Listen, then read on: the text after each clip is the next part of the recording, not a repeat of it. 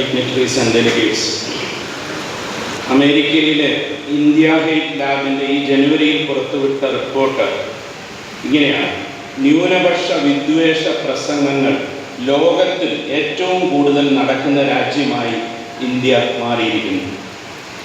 US ബേസ്ഡായിട്ടുള്ള holocaust മ്യൂസിയത്തിൻ്റെ കഴിഞ്ഞ വർഷത്തെ report പ്രകാരം കൂട്ടക്കൊലയ്ക്ക് സാധ്യതയുള്ള 168 രാജ്യങ്ങളുടെ സാധ്യതാ പട്ടികയിൽ ഇന്ത്യ 4ാം സ്ഥാനത്ത് എത്തിയിരിക്കുന്നു എന്നുള്ളതാണ്. ഈ രണ്ട് ഓർഗനൈസേഷൻസും വെറുതെ ഒരു റിപ്പോർട്ട് സമർപ്പിക്കുന്ന സ്ഥാപനങ്ങളല്ല.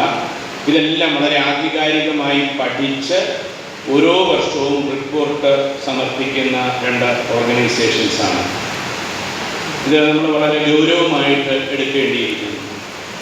കഴിഞ്ഞ ദിവസം ഞങ്ങളുടെ പള്ളിയിൽ നിന്നും സ്ഥലം മാറിപ്പോയ ഒരു കൊച്ചച്ഛൻ മിഷൻ മേഖലയിൽ പ്രവർത്തിക്കുമ്പോൾ ഞാൻ അദ്ദേഹത്തോട് വിളിച്ച് സുഖമാണോ എന്ന് ചോദിച്ചു. അദ്ദേഹം പറഞ്ഞു, എൻ്റെ മാനുവലെ, ലോഹ ഇട്ടുകൊണ്ട് നമുക്ക് പുറത്തോട്ടിറങ്ങാൻ പോലും പറ്റുന്നില്ല. ഞാൻ ബാഗിൽ ലോഹ ഇട്ടുകൊണ്ട് വീടുകളിൽ ചെന്നിട്ട് അവിടെ ചെന്നാണ് ആ ലോഹ ധരിക്കുന്നതെന്ന്. സുഹൃത്തുക്കളെ, ഭരണഘടന പ്രകാരം ആർട്ടിക്കിൾ 25 മുതൽ 30 വരെ every citizen is guaranteed the freedom to profess, practice and propagate our religion.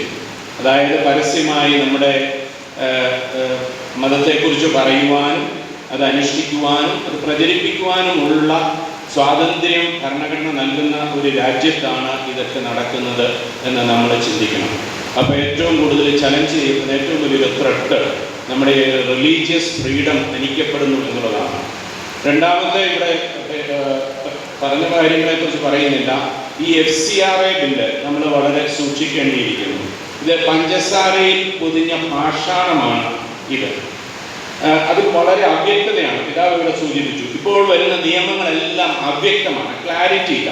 ഒരു എക്സാമ്പിൾ മാത്രം പറയാം. FCRA പൊതുജന താല്പര്യപ്രകാരം ഒരു ഗവൺമെൻറ്റിന് ഏത് ഏജൻസിയുടെയും ലൈസൻസ് ക്യാൻസൽ ചെയ്യാം. പൊതുജന താല്പര്യപ്രകാരം ആരാണ് ഡിഫൈൻ ചെയ്യുന്നത്? അപ്പം ഇങ്ങനെ നമ്മുടെ ആരാധനാലയങ്ങൾ പോലും പിടിച്ചെടുക്കാൻ കണ്ടുകെട്ടുവാനുള്ള അധികാരം ഇന്ന് FCRA നൽകുന്നുണ്ട്. ഇതൊക്കെ വളരെ സീരിയസ് ആയിട്ട്. ഞാൻ മറ്റൊരു കാര്യത്തിലേക്ക്, മേജർ ആർച്ച് ബിഷപ്പ് ഇവിടെ ഒരു കാര്യത്തിൽ പറഞ്ഞൊരു കാര്യത്തിലേക്ക് കൂടെ ശ്രദ്ധ ക്ഷണിക്കുകയാണ്: കണക്ടിവിറ്റി. ഞാൻ ഓർക്കുകയാണ്, ഇപ്പോൾ തൃശ്ശൂർ ജൂബിലിയിൽ സമരമുണ്ടായി. ഞാൻ ഒരാളോട് പറഞ്ഞപ്പോൾ അത് തൃശ്ശൂരല്ലേ എന്ന് പറയും. ഓരോ രൂപതകളും ഓരോ രാജ്യം പോലെ ആയിക്കൊണ്ടിരിക്കുകയാണ്. ഈ ഡിവിഷൻ കൂടിക്കൊണ്ടിരിക്കുകയാണ്. അപ്പോൾ അത് നമ്മൾ കുറയ്ക്കേണ്ടിയിരിക്കുന്നു. ആ ഒരു കണക്ടിവിറ്റി ഉണ്ടാകണം. നമ്മളിവിടെ ഈ ജൂബിലി നമ്മുടെ മെഡിക്കൽ കോളേജുകൾ തമ്മിൽ ഒരു കൺസോർഷ്യം, ഒരു എക്ലേസിയ അവിടെ ഉണ്ടാകണം. നമ്മുടെ എഞ്ചിനീയറിംഗ് കോളേജിൽ അങ്ങനെ ഉണ്ടാകണം. അപ്പോൾ ഈ പ്രശ്നങ്ങൾ നമ്മൾ നേരത്തെ കണ്ടെത്തി, അതിനെ ഇപ്പോൾ UN പോലെയുള്ള പ്രശ്നങ്ങൾ നേരത്തെ കണ്ടെത്തി നമ്മളെ വാക്സിനേഷൻ എടുക്കാനായിട്ട് നമുക്ക് സാധിക്കും. പ്രമിക്യൂസ്റ്റിൽ ഇവിടെ പറഞ്ഞു, പിള്ളേരെല്ലാം പോകുന്നു. എന്താണ്? സാമ്പത്തിക പ്രശ്നമാണ്. നമ്മുടെ നമ്മുടെ സമ്പത്ത് ഉണ്ടാക്കുന്ന നമ്മുടെ സ്ഥാപനങ്ങൾ ശക്തിപ്പെടേണ്ടിയിരിക്കുന്നു. പാലായിൽ ഇപ്പോൾ പാലാനോവയുണ്ട്, കാഞ്ഞിരപ്പള്ളി മലനാടുണ്ട്, ജീവയുണ്ട്, ഒരുപാട് സ്ഥാപനങ്ങളുണ്ട് നമ്മുടെ ആളുകൾക്ക് ജോലി കൊടുക്കാൻ. പക്ഷെ ഇതൊന്നും തമ്മിൽ ഒരു കണക്ടിവിറ്റി ഇല്ല. എല്ലാം ഓരോ രാജ്യങ്ങളാണ്. അപ്പോൾ അതിനൊരു കൺസോർഷ്യം ഇതിലേക്ക് രൂപീകരിക്കേണ്ടിയിരിക്കുന്നു. ഞാൻ അവസാനിപ്പിക്കുകയാണ്. സർക്കാർ നമ്മുടെ സമുദായത്തെ പരിഗണിക്കുന്ന നല്ല നാളേക്കായി നമുക്ക് കൈകോർക്കാം. ദൈവം നമ്മോട് കൂടെ. Thank you.